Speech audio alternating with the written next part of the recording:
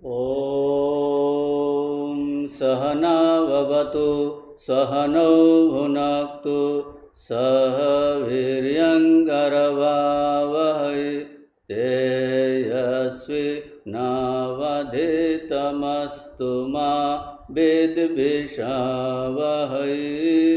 ॐ शान्ति शान्ति शान्तिः। हरिः ओम। कठोपनिषद द्वितीय अध्याय द्वितीय बल्ली मंत्र 4 2-4। अस्य विश्रंसमानस्य शरीरस्थस्य देहिनः देहाद्विमुच्यमानस्य किमत्र परिशिष्यते एतद्वै तत्।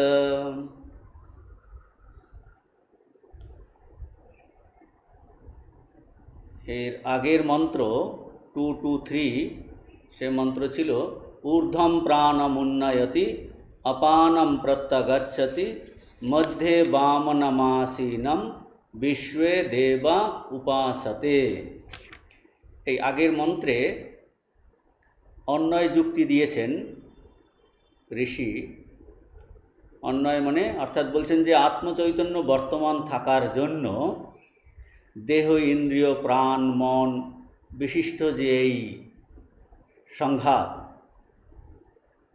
শরীর মন যুক্ত বডি মাইন্ড কমপ্লেক্স আমরা ইংরেজিতে বলি, এই সংঘাতটি কাজ করতে পারে। এটা হলো অন্বয় যুক্তি। বর্তমান মন্ত্রে এই চতুর্থ মন্ত্রে ব্যতিরেক যুক্তি বলছেন আত্মচৈতন্যের অনুপস্থিতিতে দেহ ইন্দ্রিয় মন প্রাণ যুক্ত যে সংঘাত সে কাজ করতে পারে না। আত্মা থাকাতে এদের সব ব্যবহার কার্যাবলী সত্য, আত্মা দেহ ছেড়ে দিলে এদের ব্যবহার শেষ। সুতরাং আত্মাই হলো রেসপন্সিবল এর, অর্থাৎ আত্মাই হলো মূল কারণ সমস্ত ব্যাপারের।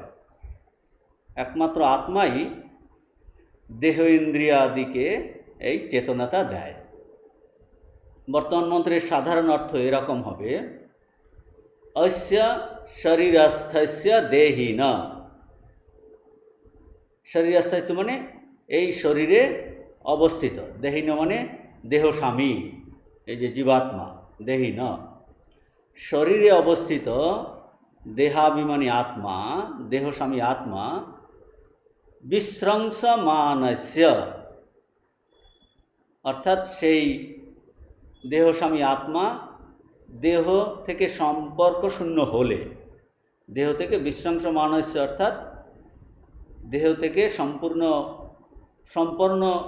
সম্পর্ক শূন্য অবস্থায়, সম্পর্ক শূন্য হলে কি হবে বলছেন দেহাৎ বিমুচ্য মানস্য।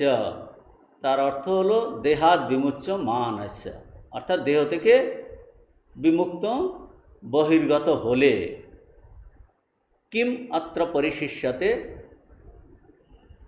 বলছেন দেহাদি সংঘাতে আর কি অবশিষ্ট থাকে, মানে এই যে জীবরূপী আত্মা দেহ পরিত্যাগ করলে কার্যকারণাত্মক এই দেহ বিনষ্ট হয়ে যায়, এসে কিছু থাকে না। প্রশ্ন জিজ্ঞেস করছে কি মাত্র পরিশিষ্যতে, এটাকে বলে আক্ষেপ, অর্থাৎ কিছুই অবশিষ্ট থাকে না। আত্মা দেহ পরিত্যাগ করলে এই কার্যকারণাত্মক দেহে কিছুই অবশিষ্ট থাকে না।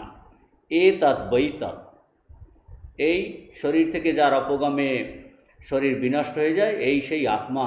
নচিকেতার জিজ্ঞাস্য সেই আত্মা বা ব্রহ্ম। শ্রুতি আমাদের এই একই জিনিসকে বিভিন্ন প্রকারে বোঝাচ্ছেন। ইন্দ্রিয় চেতন, মন চেতন, এইভাবে প্রত্যেকটিকেই আমরা চেতন রূপে দেখছি, আমাদের কাছে চেতন রূপে প্রতীত হচ্ছে।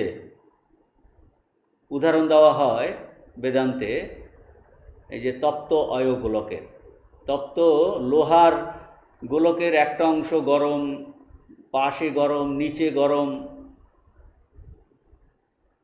সর্বত্রই এই অগ্নিকেই আমরা অনুভব করছি। কিন্তু ওই অগ্নিকে কিন্তু এই লোহার গোলক থেকে পৃথক করে দেখতে পাচ্ছি না। সেই রকম এই আত্মচৈতন্য আমাদের দেহেন্দ্রিয়াদিতে সর্বত্রই অনুভূত হচ্ছে, সর্বত্রই পরিব্যাপ্ত হয়ে রয়েছেন। সর্বত্রই অনুভূত বস্তু হলেও তাকে দেহেন্দ্রিয়াদি থেকে পৃথক করে স্বতন্ত্র বস্তুরূপে আমরা দেখতে পারবো না, দেখা যায় না। কারণ সেভাবে দেখতে গেলে তাকে আর একটা এইরকম বিষয় হতে হবে, অবজেক্ট হতে হবে, তাকে আরেকটি বিষয় করে ফেলতে হবে, অর্থাৎ চৈতন্য একটি অবজেক্ট হয়ে যাবে। কিন্তু অবজেক্ট তিনি হবেন না, চৈতন্য কখনোই বিষয় হন না। কারণ একটি বিষয়কে অনুভব করতে গেলে আর একটা জিনিসের দরকার, বিষয়ান্তরের প্রয়োজন হয়। আর বিষয়ান্তরের প্রয়োজন মানে কিন্তু চেতন ছাড়া আবার কে অনুভব করবে? অনুভব করতে গেলে চেতনের দরকার। তাহলে চৈতন্যকে অন্য বস্তু থেকে পৃথক করে দেখা যদি সম্ভব হতো, তাহলে যেই আলাদা করে চৈতন্যকে দেখব সে কিন্তু জড় হয়ে যাবে, আর তাকে যে দেখবে সে হবে চেতন। তো আমাদের এটাই আমাদের বুদ্ধি বিভ্রম ঘটাবার একটা প্রধান কারণ। আমাদের অনুভবের ধারাই হচ্ছে এই বিষয়রূপে সবকিছুকে অনুভব করা। আর যে অনুভব করছে সেই বিষয় থেকে আলাদা। যেটাকে অনুভব করছি সেটা হলো বিষয়, অবজেক্ট, আর যে অনুভব করবে সে এই বিষয়টি থেকে যে অনুভব করছে বিষয়টি তার থেকে কিন্তু ভিন্ন হবে।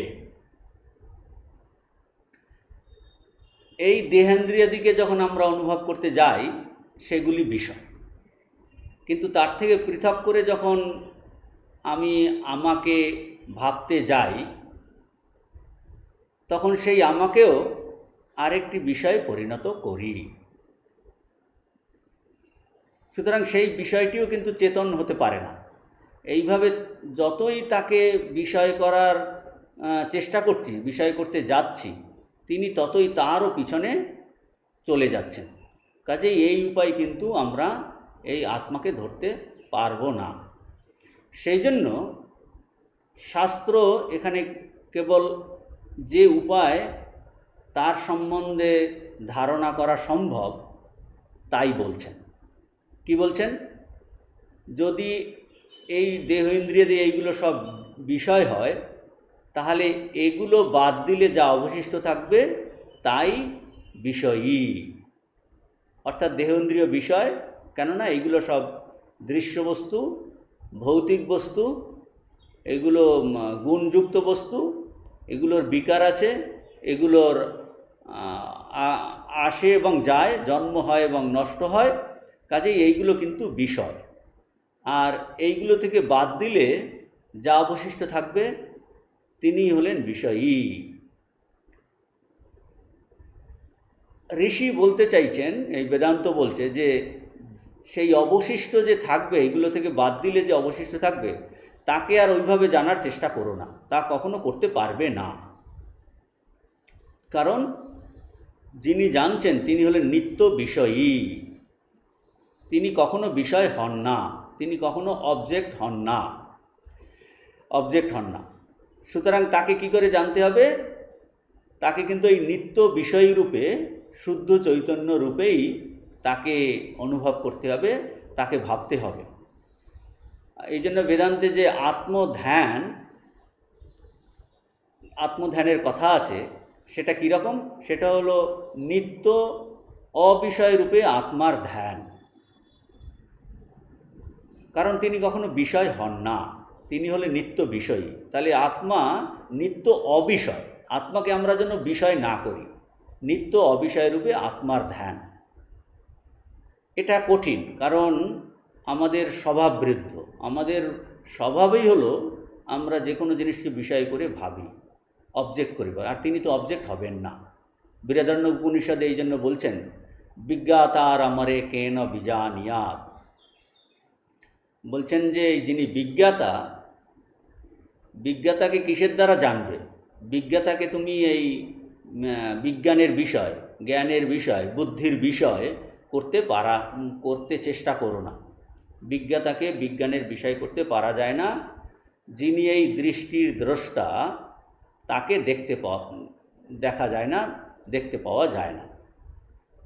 তাহলে কি অর্থ দাঁড়ালো? সুতরাং এই দেহেন্দ্রিয়াদি থেকে পৃথক করার পর অবশিষ্ট বস্তুটিকে যদি আমরা বিষয় করতে পারি না, তবু বস্তুটি নেই এ কথাও কিন্তু বলতে পারা যায় না। কারণ সেরকম বস্তু তো আছে এবং তার অস্তিত্বের উপর সমস্ত অন্য সব বস্তুর অস্তিত্ব নির্ভর করে তার উপরেই।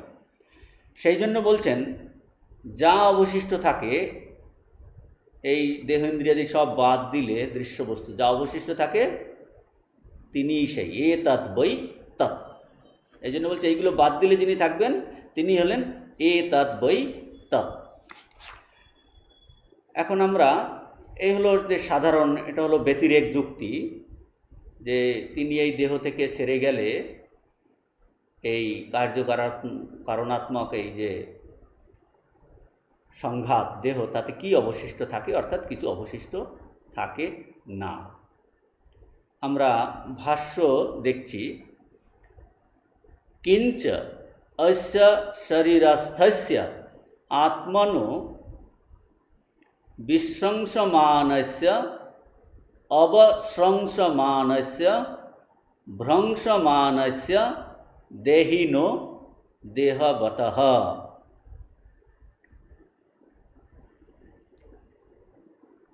কিঞ্চ অর্থাৎ আরও এক কথা কি ওই আগের মন্ত্রের সঙ্গে যুক্ত করছেন। আগের মন্ত্রের তাৎপর্য ছিল যে এই প্রাণাদি করণবর্গের কার্যকলাপ যার উদ্দেশ্যে এবং যার প্রেরণায় সম্পাদিত হয় তিনি এই করণবর্গ থেকে পৃথক। ওই যে ঊর্ধ্বম প্রাণম উন্নয়তি অপনম প্রত্যগচ্ছতি, তিনি এই করণবর্গ থেকে পৃথক, স্বতন্ত্র আত্মবস্তু। এই ছিল আগের মন্ত্রের তাৎপর্য। এখন বলছেন কিঞ্চ, কিঞ্চের দ্বারা বলছেন যে আরও একটা যুক্তির দ্বারা কি দেখাবেন?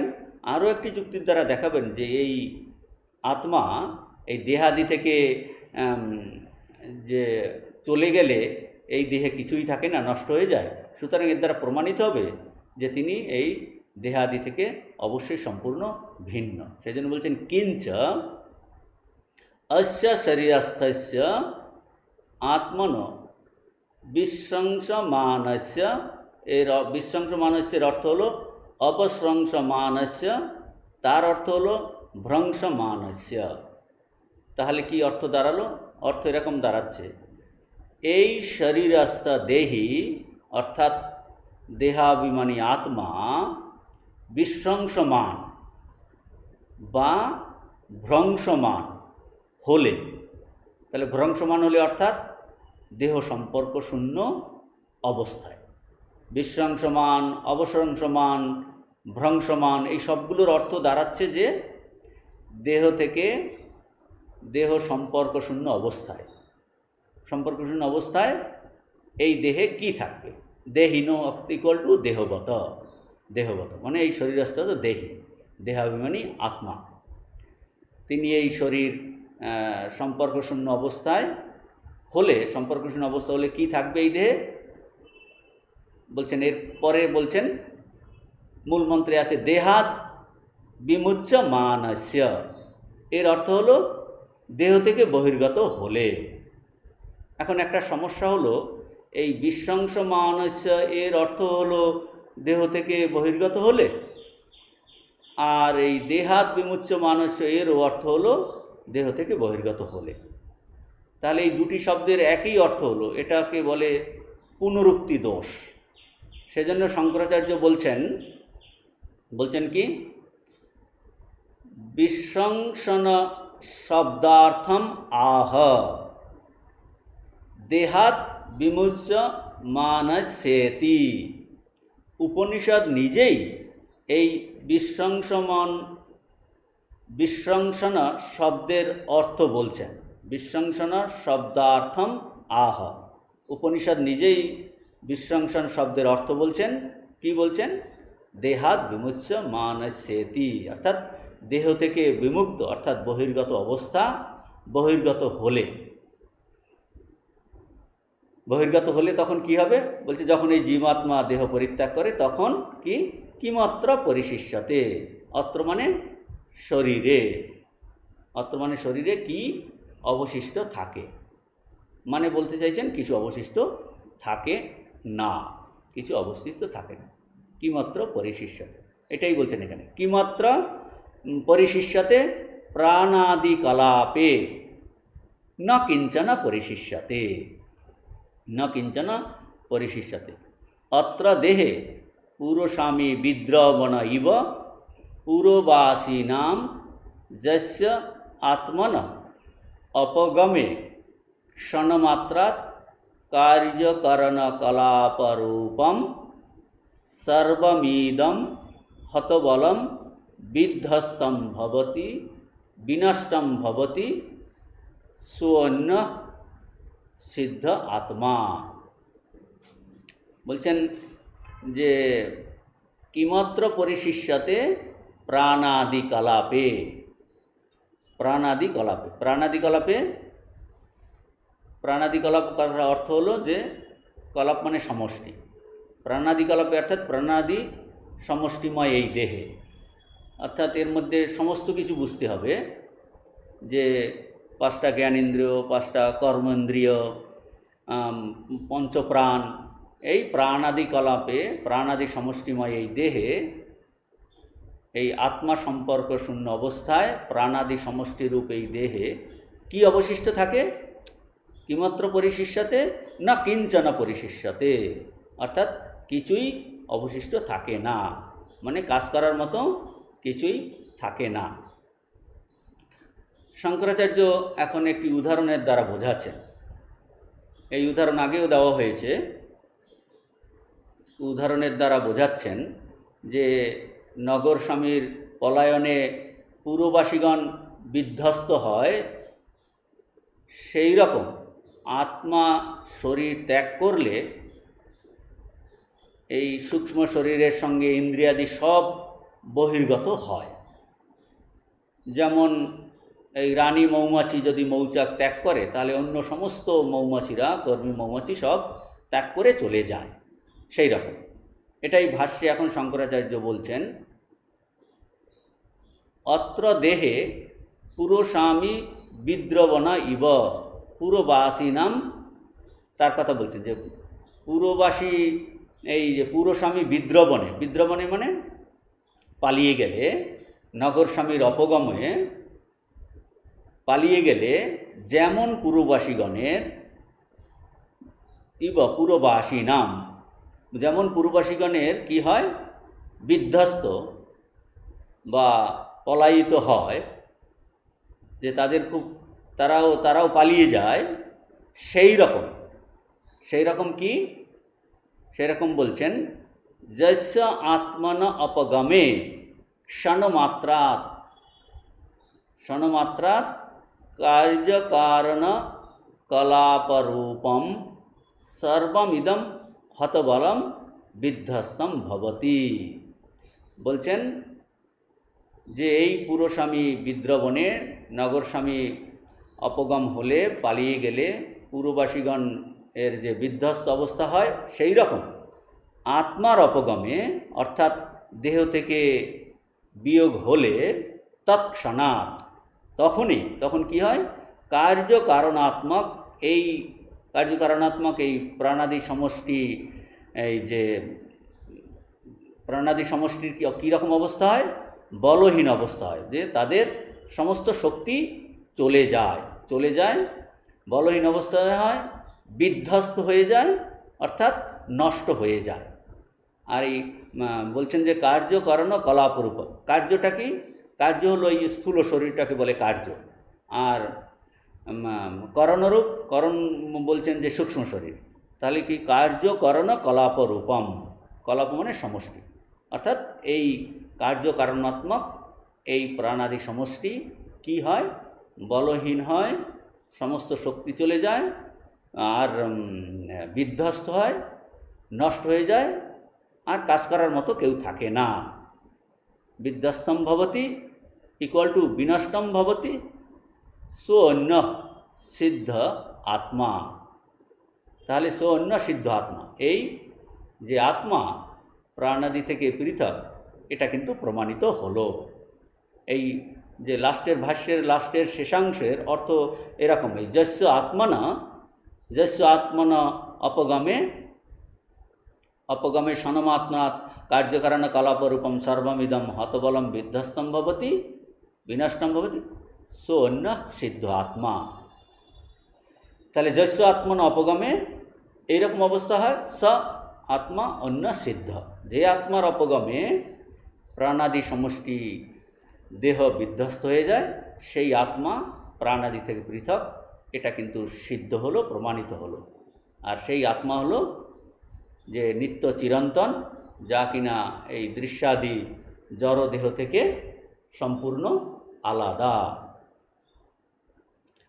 এখন এখানে একটা জিনিস একটু বুঝতে হবে, যে এই মন্ত্রে যে বলা হয়েছে যে আত্মা যখন দেহ ছেড়ে চলে যায়,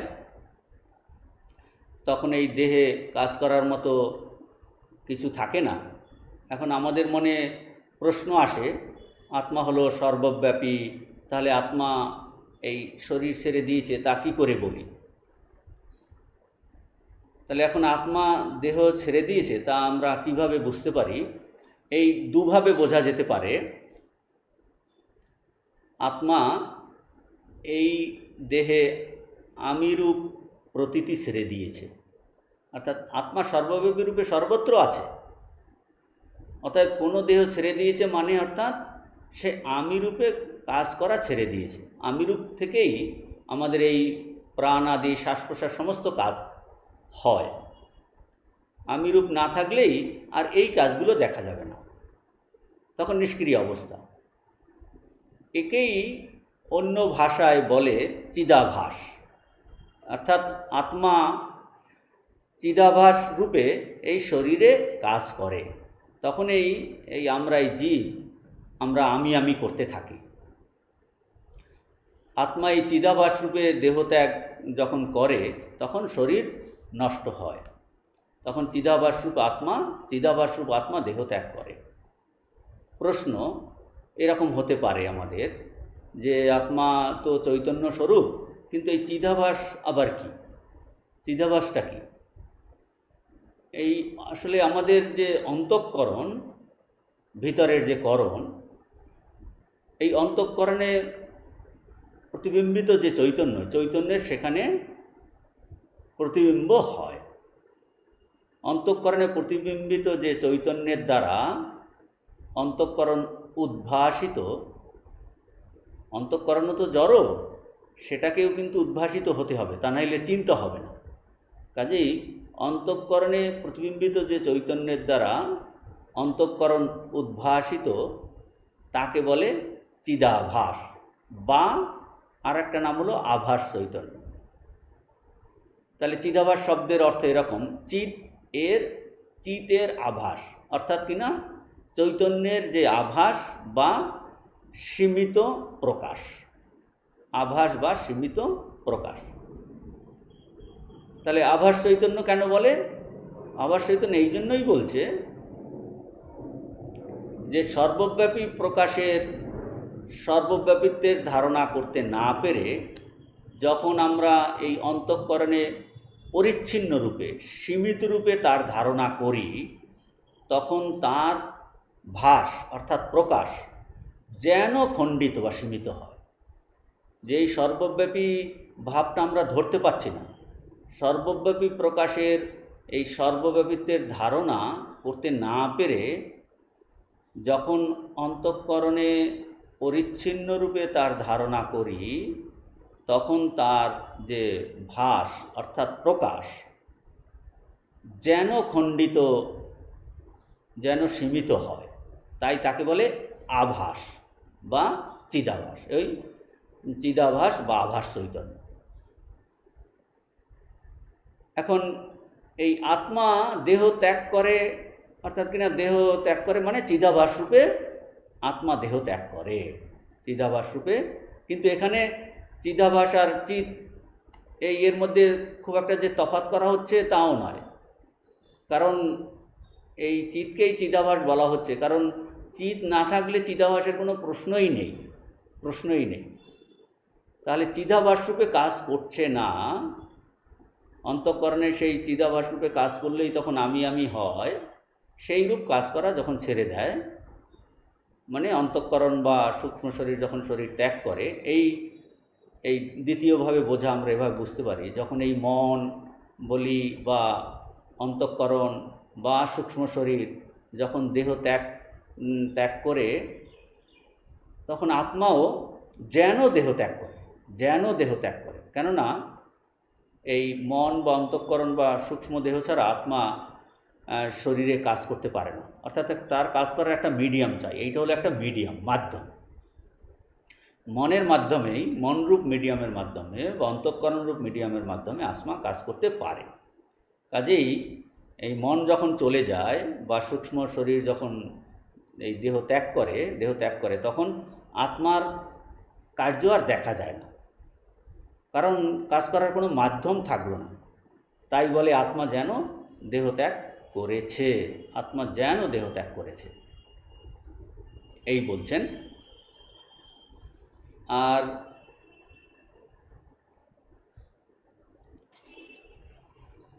আমাদের এখন আমরা দ্বিতীয় মন্ত্রতে যাচ্ছি, পরের মন্ত্রতে, পঞ্চম মন্ত্রতে বলছেন, ন প্রাণেন নাপানেন মর্তো জীবতি কশ্যন ইতরেণ তু জীবন্তি যস্মিন্নেতাপুপাশ্রিতৌ।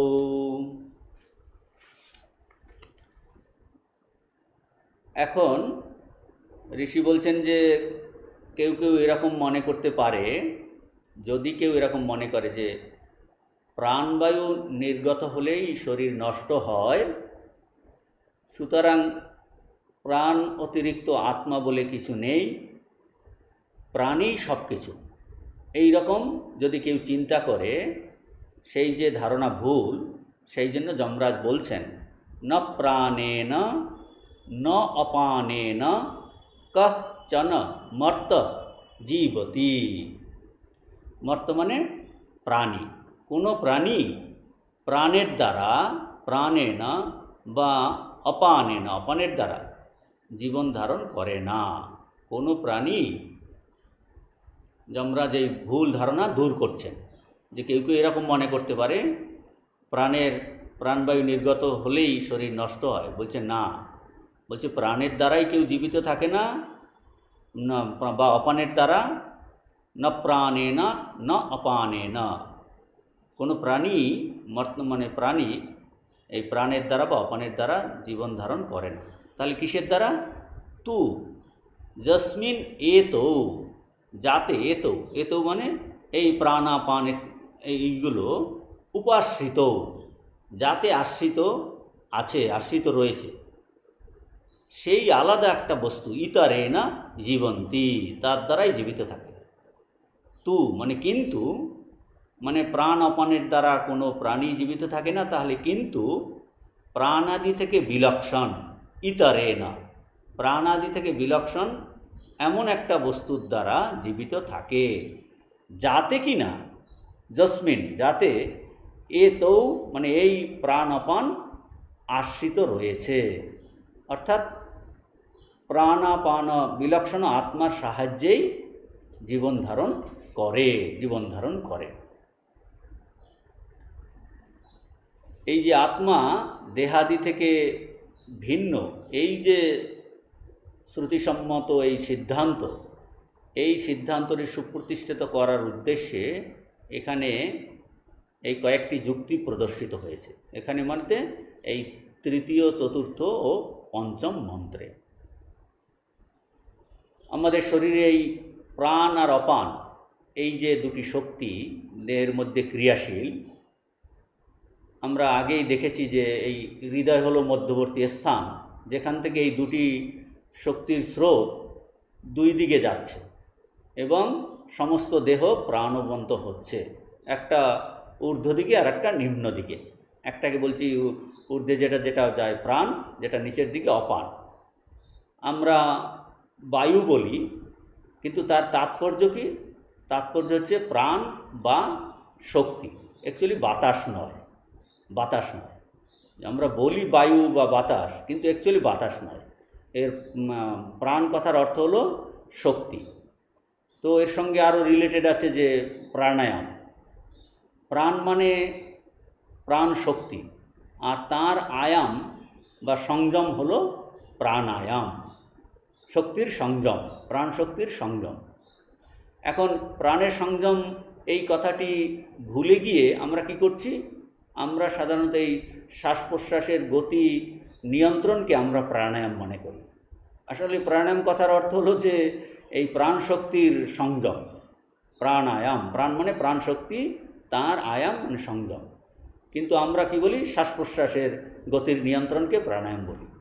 সেটা আসলে প্রাণায়াম নয়, প্রাণায়ামের একটি উপায় মাত্র, একটি উপায় মাত্র।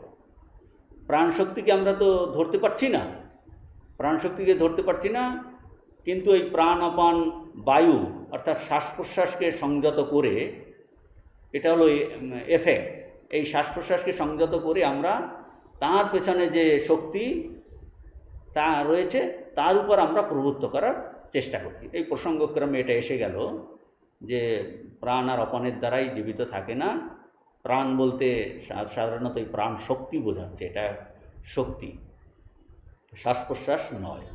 তার সঙ্গে এসে গেল প্রাণায়াম। তো অ্যাকচুয়ালি যেহেতু প্রাণ শক্তিকে আমরা ডিরেক্ট ধরতে পারছি না, কিন্তু প্রাণ অপান এই যে শ্বাস প্রশ্বাসকে সংযত করে আমরা তার পিছনে যে শক্তি রয়েছে তার উপর কন্ট্রোল করা বা সংযমন প্রভুত্ব করার চেষ্টা করছি। এখন আমরা পূর্বের প্রসঙ্গে ফিরে আসি যে সাধারণত আমরা বলে থাকি যে প্রাণ আর অপান বায়ু, প্রাণ আর অপান এই মানুষকে বাঁচিয়ে রাখে, মানুষকে বাঁচিয়ে রাখে। শ্রুতি বলছেন কি? বলছে তোমরা ভুল বুঝছো। দেহবান এই মরণশীল কোনো মানুষই প্রাণ বা অপানের দ্বারা চক্ষুরাদি ইন্দ্রিয়গণের সাহায্যে জীবন ধারণ করে না। আমাদের ভুল ধারণা শ্রুতি দূর করছেন। তাহলে প্রশ্ন আসে কিসের দ্বারা তাহলে জীবন ধারণ করে? কিসের দ্বারা বেঁচে থাকি? কিসের দ্বারা আমরা বেঁচে থাকি? এদের পিছনে এই একটি স্বতন্ত্র বস্তু রয়েছে, তার দ্বারা আমরা বেঁচে আছি, তার দ্বারাই জীব বাঁচে। যে বস্তুটি হচ্ছে প্রাণ ও অপানের আশ্রয়। প্রাণ ও অপান এই যে শক্তি, তাও যাকে আশ্রয় করে থাকে, যাকে অবলম্বন করে এই প্রাণ শক্তি ও অপান শক্তি ক্রিয়া করে। তাহলে আমরা কিসের দ্বারা বেঁচে থাকি? না প্রাণের দ্বারাও নয়, অপানের দ্বারাও নয়, এই প্রাণ অপান শক্তির দ্বয় যাকে আশ্রয় করে থাকে, যাকে অবলম্বন করে এই প্রাণ শক্তি অপান শক্তি ক্রিয়া করছে, সেই হলো আসল বস্তু, সে হলো স্বতন্ত্র, এর থেকে আলাদা, তার কথা বলছেন।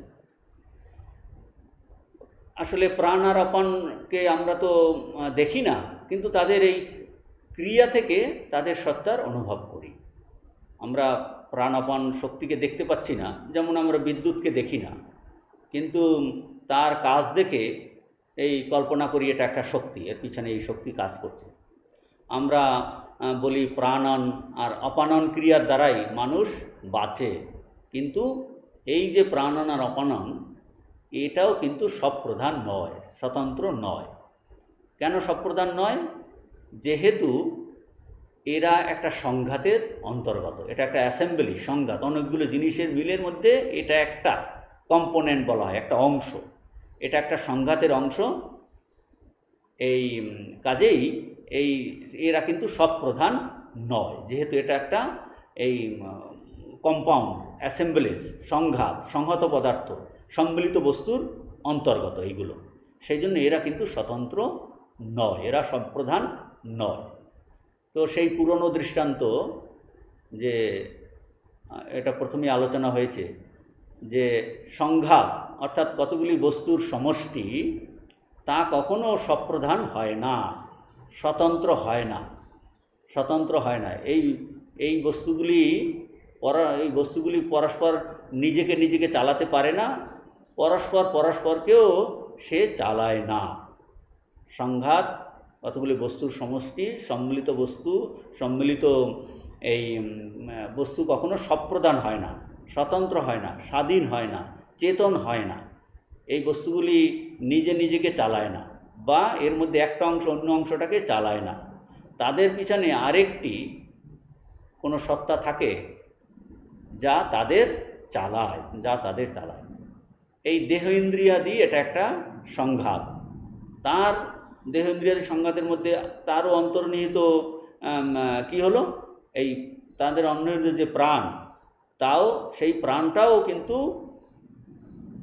একে চালায় না, সেও অপরের নিয়ন্ত্রণে চলে। যার নিয়ন্ত্রণে চলে, যার অধীন হয়ে থাকে, তিনি হলেন সেই পরম তত্ত্ব। আর এগুলি হলো তার আশ্রিত, এই প্রাণ আপানেশ্বরটা এগুলি তার আশ্রিত। এইটা এখানে বলছেন। আমরা এখন এই ভাষ্যতে চলে যাচ্ছি। 225 ভাষ্য।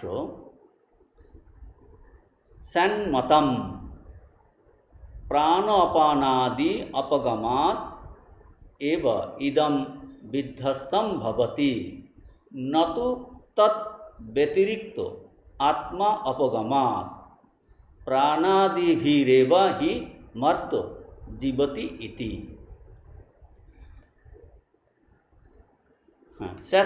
সন্মতম সৎ মতম সৎ বলছেন এইরকম একটা মত হতে পারে, এইরকম একটা অবজেকশন, এরকম একটা প্রশ্ন, এরকম একটা সন্দেহ আসতে পারে। কেন সন্দেহ আসে? এই পূর্বের দুটো মন্ত্রের একটু স্মরণ করতে হবে। পূর্বের যে দুটি মন্ত্র, যে ঊর্ধ্বম প্রাণম উন্নয়তি, আর এই আগের যেটা বললাম অস্য বিশ্বাংশ মানস্য, এই দুটো মন্ত্র থেকে একটা সন্দেহ আসতে পারে। তার উত্তর দিচ্ছেন ভাষ্যকার। কি সন্দেহ আসতে পারে? ভাষ্যকার প্রথমে এই সন্দেহটা উল্লেখ করছেন। পূর্বপক্ষীর বা যে কোনো মানুষের এইরকম সন্দেহ মনে আসতে পারে, সেইটা উল্লেখ করছেন। যে পূর্বে ওই দুটো মন্ত্রে বলা হয়েছে যে কি আত্মা বর্তমান থাকার জন্য দেহ ইন্দ্রিয় সংঘাত কাজ করতে পারে, দেহ জীবিত থাকে। এটাকে আমরা বলেছিলাম অন্বয় যুক্তি। আর আত্মার অনুপস্থিতিতে শরীর, মন এটসেট্রা এগুলো কাজ করে না, এটাকে বলছিলাম ব্যতিরেক যুক্তি। এই অন্বয় আর ব্যতিরেক যুক্তির মাধ্যমে আমরা বুঝতে পারি যে আত্মাই হলো এই দেহ মনকে চেতনত্ব ধার দেয়। এই দেহ, মন, ইন্দ্রিয় বা প্রাণ এদের নিজস্ব চেতনত্ব কিছু নেই। ওই অন্বয় আর ব্যতিরেক যুক্তির দ্বারা এটা আমরা বুঝতে পারি যে আত্মাই এদের চেতনত্ব ধার দেয়। পূর্বপক্ষীর এই বক্তব্য বলছে যে আত্মা একে চেতনত্ব ধার দেয়। আচ্ছা, আত্মাকে ওই ক্রেডিট কেন দিচ্ছেন? আত্মাকে তার জন্য দায়ী কেন করছেন? আত্মাকে চেতনত্বের জন্য আত্মাকে কেন দায়ী করছেন? এর জন্য আমি বলবো, মানে পূর্বপক্ষী বলছেন, এর জন্য আমি বলবো দায়ী হলো প্রাণ। অর্থাৎ পূর্বপক্ষীর বক্তব্য হলো আমরা এরকম বলতে পারি, যখন প্রাণাদি কাজ করে তখন দেহ কাজ করে, প্রাণাদি যখন কাজ করে তখন দেহ কাজ করে, আর যখন এই প্রাণ দেহ ত্যাগ করে তখন দেহ মৃত হয়ে যায়। মানে আত্মা বলে আর একটা এইরকম বস্তু, স্বতন্ত্র স্বাধীন বস্তু, এরা আনার আর দরকার নাই।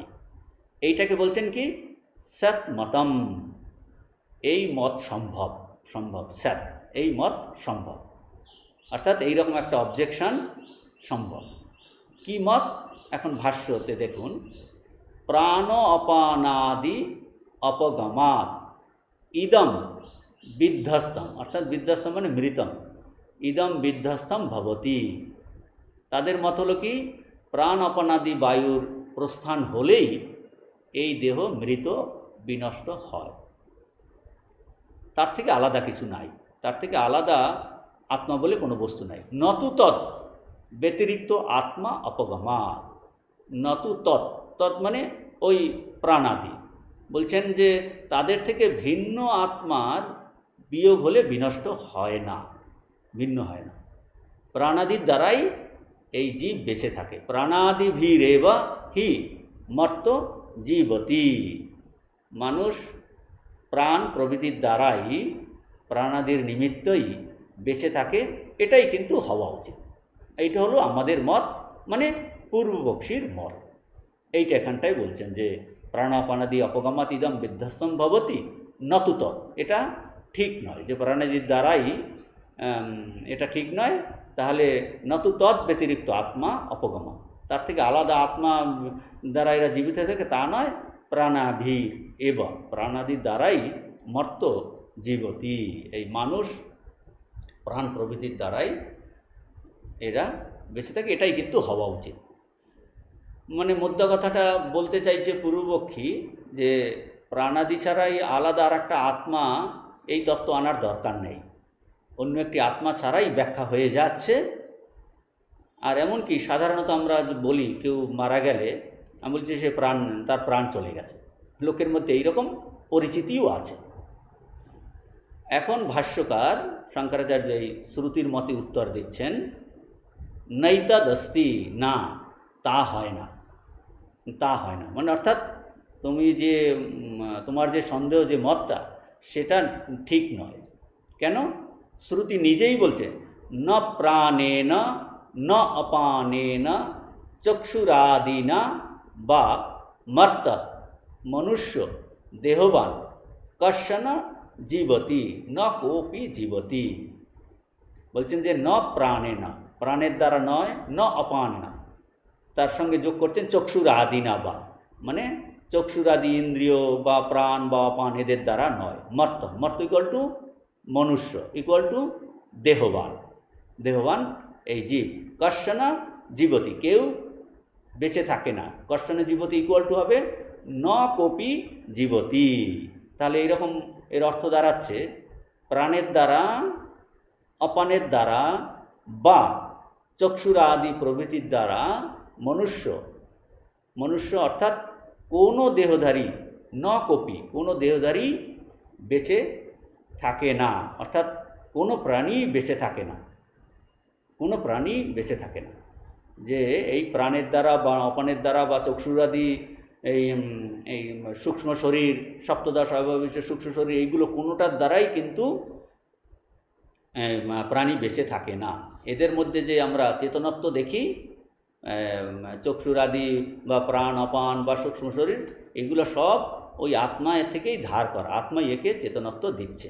শ্রুতি ডিরেক্ট বলে দিচ্ছেন যে তোমার মত কিন্তু ভুল, না না এতদস্তি। শঙ্করাচার্য বলছে তা হয় না, শ্রুতি এই কথা বলছেন, শ্রুতি এই কথা বলছেন।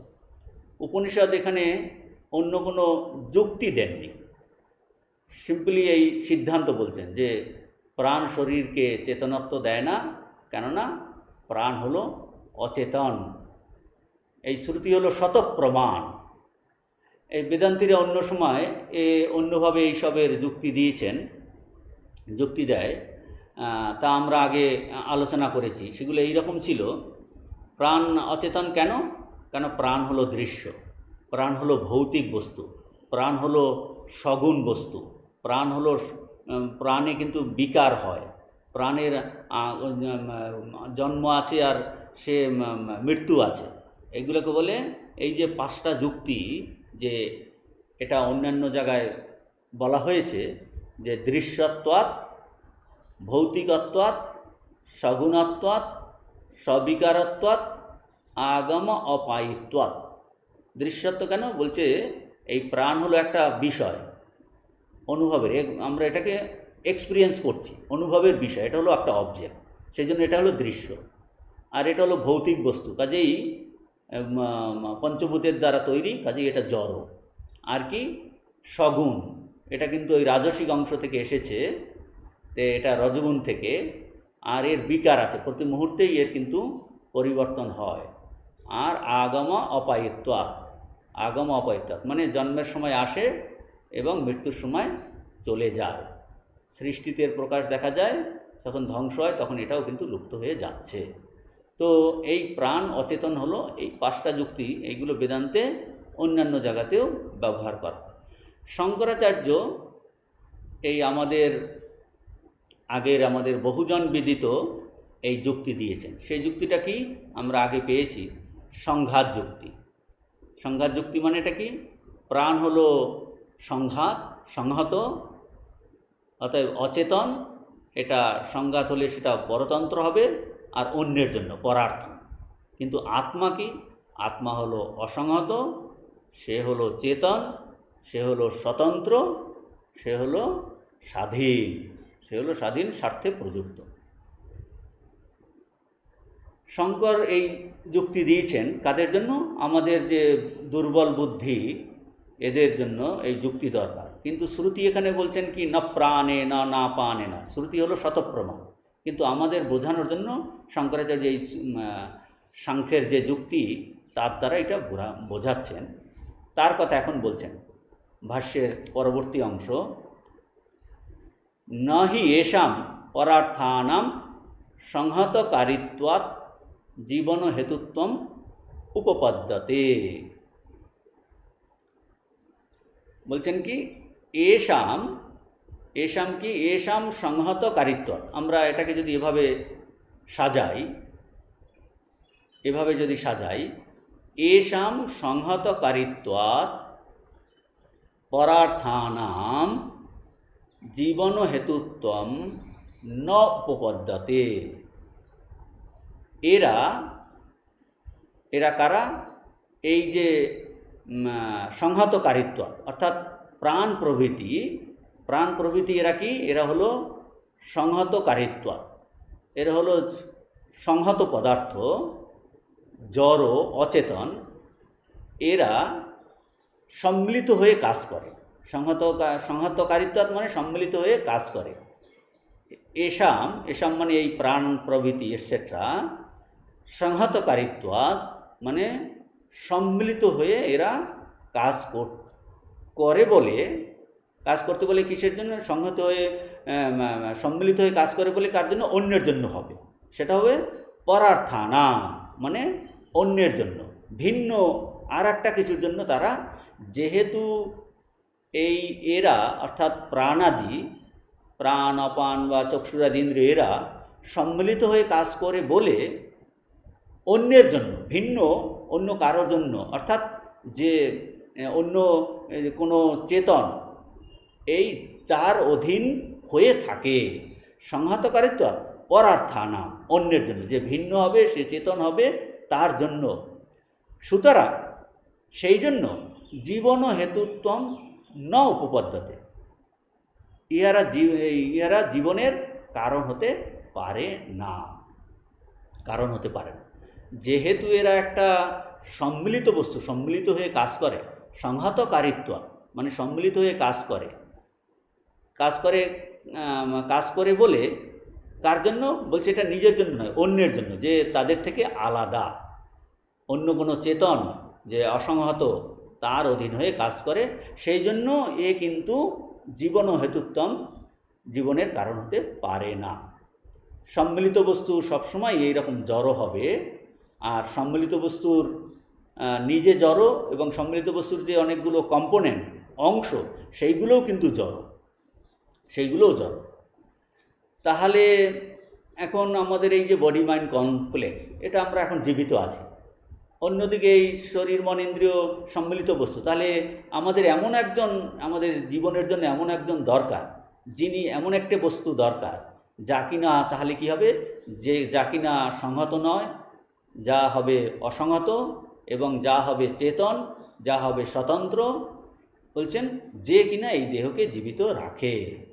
যেহেতু এই প্রাণ অপান চক্ষুরাদি ইন্দ্রিয় আমাদের জীবিত রাখতে পারছে না, কাজেই এই আমাদের জীবনের কারণ জন্য আমাদের এমন একটি বস্তু দরকার যে কিনা অসংহত হবে, যে কিনা চেতন হবে, যে কিনা ও স্বতন্ত্র হবে, এবং এই দেহ মন ইন্দ্রিয় এইগুলো থেকে আলাদা হবে, যে কিনা এই দেহকে জীবিত রাখে। এইরকম একটা বস্তু দরকার।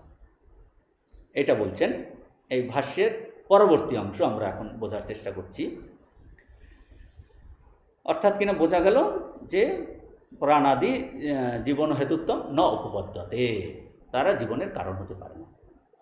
এখন আরও বলছেন যে স্বার্থেন অসংহতেন পরেন কেনচিৎ অপ্রযুক্তম সংহতানাম অবস্থানম ন দৃষ্টম যথা গৃহাদীনাম তথা প্রাণাদীনামপি সংহত্বাৎ ভবিতুম অর্হতি। এখন শঙ্করাচার্য তার যুক্তিকে যে বললো যে জীবন উত্তম ন উপপদ্যতে, তার এই যুক্তি একটি উদাহরণের দ্বারা আমাদের বোঝাচ্ছেন, উদাহরণের দ্বারা বুঝিয়ে সিদ্ধ করছেন।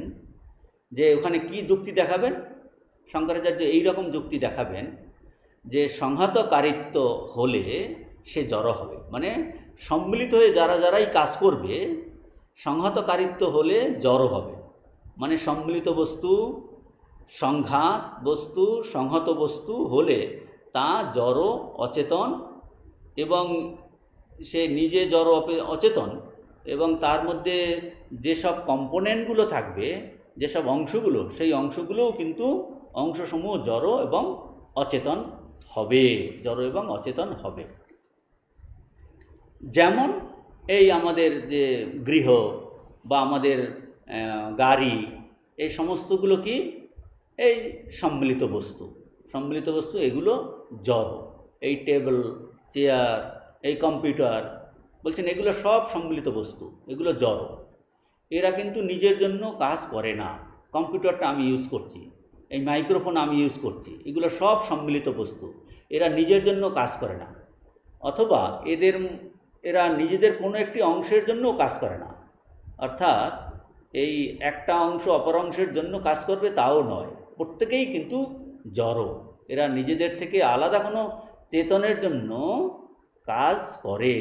আলাদা চেতন, আমি এখন এটা আলোচনা করার চেষ্টা করছি, আমি চেতন, আমার জন্যই কিন্তু এই কম্পিউটার, এই মাইক্রোফোন, এই ক্যামেরা, এইগুলো আলাদা চেতনের জন্য কিন্তু কাজ করবে। অর্থাৎ যা কিনা কাজ করবে সে কি হবে? সে কিন্তু এর অংশ নয়, সে কিন্তু এই সংহত নয়, বা সংহত বস্তুর কোনো অংশ নয়, কম্পোনেন্ট নয়। আমি এই কম্পিউটারের থেকে আলাদা, এই কম্পিউটার এই সংহত বস্তুর থেকে আলাদা, এবং আমি এর একটা অংশ নই, এর থেকে আলাদা। তাহলে এখন ভাষ্যের অর্থটা এরকম দাঁড়াবে। এই ভাষ্যের যেই শব্দ ইউজ করেছেন এইগুলো একটু প্রথমে বুঝতে হবে। স্বার্থেনা মানে, স্বার্থেনা বলতে বোঝাচ্ছে যে এই স্বতন্ত্র বস্তু, চেতন বস্তু বোঝাচ্ছে স্বার্থেনা। আর অসংহতেনা মানে যা কিনা এই অসংহতেনা, যা কিনা এই অসম্মিলিত বস্তু। তাহলে স্বার্থেনা বলতে ওই স্বতন্ত্র বস্তু, চেতন বস্তু বোঝাচ্ছে। অসংহতেনা এটাও যা কিনা অসম্মিলিত বস্তু বোঝাচ্ছে। পরে না মানে আলাদা, বা যে কিনা ওই সংঘাত থেকে আলাদা চেতন স্বামী, তাকে বোঝাচ্ছে। এখন আমরা এই অংশ থেকে অর্থ আমরা প্রথমে বুঝব। সংহতানাম, প্রথম তিনটে শব্দ বাদ দিয়ে এই সংহতানাম অবস্থানম ন দৃষ্টম বলছেন। সংহতানাম অবস্থানম কেনচিৎ অপ্রযুক্তম ন দৃষ্টম। আমরা এই অংশের অর্থ করছি। সংহতানাম অবস্থানম কেনচিৎ অপ্রযুক্তম ন দৃষ্টম বলছেন। জগতে যদি আমরা তাকাই, একটু বিচার বিশ্লেষণ করি, জগতে যেসব বস্তু এই সম্মিলিত হয়ে কাজ করে, সংহতানাম অবস্থানম, সম্মিলিত বস্তুর অবস্থান, তাদের এক্সিস্ট্যান্স, জগতে যে সমস্ত বস্তু সম্মিলিত হয়ে কাজ করে তারা কি কেনচিৎ অপ্রযুক্তম ন দৃষ্টম, তারা নিজেদের থেকে অন্য কোনো বস্তু কর্তৃক প্রেরিত বা অপ্রযুক্ত না হয়ে অবস্থান করতে পারে না। অর্থাৎ অন্য কোনো এই আলাদা, নিজেদের থেকে আলাদা অন্য কোনো চেতন বস্তুর দ্বারা এই প্রেরিত হয়েই অবস্থান করে। এখানে ডাবল নেগেটিভ দ্বারা বলা হচ্ছে সংহতানাম অবস্থানম কেনচিৎ অপ্রযুক্তম ন দৃষ্টম। অর্থাৎ জগতে যেসব বস্তু সম্মিলিত হয়ে কাজ করে তারা নিজেদের থেকে অন্য কোনো বস্তু কর্তৃক অপ্রযুক্ত না হয়ে অবস্থান করতে পারে না। অর্থাৎ অন্যের দ্বারা প্রযুক্ত হয়েই, প্রেরিত হয়েই অবস্থান করে। তো তার কথা বলছেন। আর যার দ্বারা সে প্রেরিত বা প্রযুক্ত হয় সে কীরকম, সেইটা এখানটায় বলছেন। এই যে স্বার্থে না অসংহতে না পরে না, স্বার্থে না অসংহতে পরে, বলে যার দ্বারা সে প্রেরিত প্রযুক্ত হবে সে কীরকম হবে, সে হবে স্বতন্ত্র, সে হবে অসংহত, এবং সে ওই সম্মিলিত বস্তু থেকে আলাদা। এই পরেনার দ্বারা সেটা বুঝিয়েছে, সম্মিলিত বস্তুর দ্বারা আলাদা। অর্থাৎ সংহত বস্তু অন্যের দ্বারা প্রযুক্ত না হয়ে কিন্তু অবস্থান করতে পারে না। অর্থাৎ সংহত বস্তু অন্যের দ্বারা প্রযুক্ত প্রেরিত হয়েই অবস্থান করে। আর যে অন্যের দ্বারা প্রেরিত হয় সে কীরকম হবে, সে হবে স্বার্থে না, মানে সে হবে স্বতন্ত্র, সে হবে অসংহত বস্তু, যে হবে সম্মিলিত বস্তু থেকে আলাদা। এইটা বলেছেন। এখন এইটাকে বোঝাচ্ছে, যেমন উদাহরণ দিচ্ছে। আমরা যেমন এইমাত্র উদাহরণ দিলাম কম্পিউটারে, শঙ্করাচার্য উদাহরণ দিয়েছেন যথা গৃহাদীনাম লোকে, যথা গৃহাদীনাম লোকে। যেমন এই গৃহ হলো একটা সম্মিলিত বস্তু, একটা অ্যাসেম্বলেজ, একটা কম্পাউন্ড। যেমন সম্মিলিত গৃহ নিজের থেকে যে ভিন্ন চেতন স্বামী কর্তৃক প্রেরিত হয়ে কিন্তু নির্মিত হয়, নির্মিত হয়ে অবস্থান করে, সে যার জন্য নির্মিত হয়ে মালিকের জন্য অবস্থান করে, তার সে কীরকম, সে হবে স্বার্থ, মানে গৃহের মালিক, স্বার্থ, সে হবে গৃহের মালিক, সে হবে কি অসংহত, মানে চেতন গৃহস্বামী হবে, সে সংহত হবে না, ওই ঘরের অংশ হবে না, আর কি পরে না, গৃহস্বামী গৃহ থেকে আলাদা হবে। এই রকম গৃহস্বামীর প্রেরণার দ্বারাই কিন্তু একটা এই গৃহের অবস্থান। তাছাড়া কিন্তু প্রেরিত না হয়ে এই রকম সংহত পদার্থের অবস্থান দেখা যায় না। সেইটাই বলছেন যথা গৃহাদীনাম লোকে, গৃহ থেকে তার মালিক কিন্তু আলাদা, তার দ্বারাই প্রেরিত হয়ে সে কিন্তু অবস্থান করে। এই উদাহরণটা এখন কাজে লাগিয়েছেন কিসের ক্ষেত্রে, এই এখন আমাদের ক্ষেত্রে। তথা প্রাণাদীনাম অপি সংহত্বাৎ ভবিতুম হরতি। ওই যুক্তি দিয়ে বলছেন প্রাণ প্রভৃতিও কিন্তু এই প্রাণাদি জড়বস্তু বলে সেই রূপ হওয়াই সঙ্গত। সেই রূপ হওয়াই সঙ্গত মানে ওই যথা গৃহাদীনাম লোকে সঙ্গত, অর্থাৎ কোনো স্বাধীন অসংগত চেতন কর্তৃক তাদের চেতন কর্তৃকই তাদের পরিচালিত হওয়া সঙ্গত হবে, তা না হলে তাদের অবস্থান হতে পারে না। আমরা এখন এই দেহ, মন, ইন্দ্রিয়, এই প্রাণাদি এইগুলোর অবস্থান দেখতে পাচ্ছি, কাজেই বোঝা যাচ্ছে যে এইগুলো সম্মিলিত বস্তু বলে সেই রূপ হওয়া সঙ্গত, অর্থাৎ কোনো স্বাধীন যে অসংগত সেই কর্তৃক পরিচালিত হওয়াই সঙ্গত। প্রাণাদি করণ নিচয়েও যখন সংহত বস্তু, তখন তাদের সম্বন্ধেও ওই একই যুক্তি খাটবে, একই ব্যবস্থা হওয়া উচিত, তার কথা বলছেন। এখন ভাষ্যের পরবর্তী অংশতে আমরা চলে যাচ্ছি। পরবর্তী অংশ হলো অত ইতরেনৈব সংহত প্রাণাদি বিলক্ষণেন তু সর্বে সংহতা সন্তো জীবন্তি প্রাণান ধারয়ন্তি। হ্যাঁ, মূল মন্ত্রেতে যে আছে এই যে দ্বিতীয় লাইনে ইতরেন তু জীবন্তি, এই অংশের এখন ব্যাখ্যা করছেন। ইতরেন তু এর অর্থ কী করছেন, ইতরে নৈব, তরেনা এব, একমাত্র আলাদা, এব কথার উপর জোর দিয়েছেন। ইতরে নৈবের কথার অর্থ কি করেছেন এখানে শঙ্করাচার্য, সংহত প্রাণাদি বিলক্ষণেন, সংহাদি প্রাণ বিলক্ষণেন তু সর্বে সংহতা সন্তো জীবন্তি ইকুয়াল টু প্রাণান ধারয়ন্তি। বলছেন যে অত অত মানে সুতরাং এই সম্মিলিত প্রাণাদি, প্রাণ শরীরে আগে কি করলো, তথা প্রাণী, আগের যে ভাষ্যের আগের অংশে তো বলছেন যে তথা প্রাণাদিনাম, কাজেই প্রাণাদি হলো একটা সংহত, তারা একে জীবন দিতে পারে না। যেহেতু প্রাণ শরীরকে জীবন দিতে পারে না, সুতরাং সম্মিলিত প্রাণাদি থেকে ভিন্ন, সম্মিলিত সংহত প্রাণাদি বিলক্ষণে না, বিলক্ষণে মানে ভিন্ন, সম্মিলিত প্রাণাদি থেকে ভিন্ন, ভিন্ন অর্থাৎ যে হবে চেতন, যে হবে অসংহত, সম্মিলিত প্রাণাদি থেকে ভিন্ন, অপর কারো কর্তৃক এই প্রাণাদি সম্মিলিত হয়ে জীবিত থাকে, অর্থাৎ প্রাণ ধারণ করে, সেটাই এখানে বলছেন। ইতরে না তু ইতরে নৈব, অর্থাৎ সংহত প্রাণাদি বিলক্ষণেন, সংহত প্রাণ সম্মিলিত প্রাণাদি থেকে আলাদা, বিলক্ষণেন ভিন্ন কোনো একটা বস্তুর দ্বারা পরিচালিত হয়ে সর্বে সংহতা, এই সমস্ত প্রাণাদি সম্মিলিত বস্তু কি করে, সন্ত, তারা থাকে, মানে জীবন্তী, মানে জীবিত থাকে, অর্থাৎ প্রাণ ধারণ করে। এই তু শব্দের দ্বারা বলছেন পূর্বপক্ষীর যে সিদ্ধান্ত সেটা ঠিক নয়, এই আত্মার জন্যই প্রাণী জীবিত থাকে, প্রাণাদির জন্য নয়।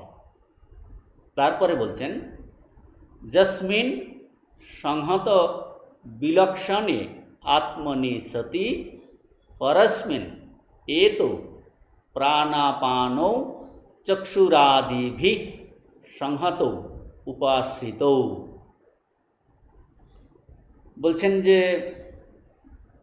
এখন বলছেন যস্মিন, এই পরবর্তী লাস্টের অংশে এখন ব্যাখ্যা করছেন যস্মিন নেতা বুপাশ্রিত, যস্মিন নেতা বুপাশ্রিত, যস্মিন মানে উপাশ্রিত, যস্মিন মানে যে আত্মাতে, এতো মানে এই প্রাণ ও অপান, যস্মিন এতো উপাশ্রিত, এই অংশের ব্যাখ্যা করছেন। তাহলে যস্মিন কথার অর্থ কি, যস্মিন ইকুয়াল টু সংহত বিলক্ষণে আত্মনি, যস্মিন ইকুয়াল টু আত্মনি, কীরকম সেই আত্মা, কীরকম সংহত বিলক্ষণ, যে সংহত থেকে সম্পূর্ণ আলাদা ভিন্ন, সতি এই রকম থাকার জন্য সে কীরকম, সে হবে পরস্মিন। তাহলে মূল মন্ত্রের এই শেষাংশের অর্থ এরকম করছেন, যস্মিন বলতে আত্মাকে বোঝাচ্ছে, যস্মিন ইকুয়াল টু আত্মনি, আর এতও কাকে বোঝাচ্ছে, পানাদি, উপাশ্রিত বলতে আশ্রিত।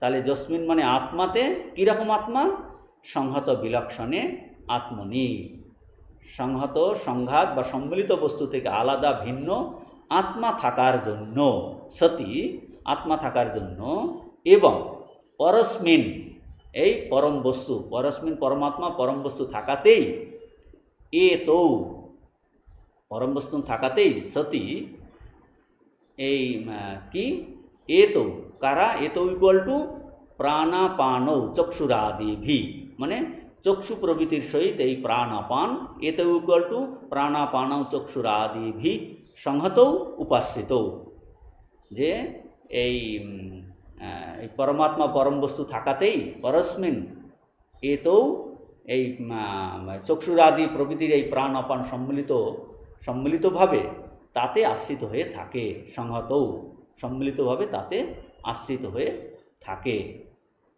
যস্য, ভাষ্যের পরবর্তী অংশ, যস্য অসংহতস্যার্থে প্রাণাপানাদি সর্বম ব্যাপারম কুর্বন বর্ততে সংহত সন স ততোন্য সিদ্ধ ইত্যভিপ্রায়ঃ। তাহলে বলছেন যে যস্য অসংহতস্যার্থে, বলছেন যে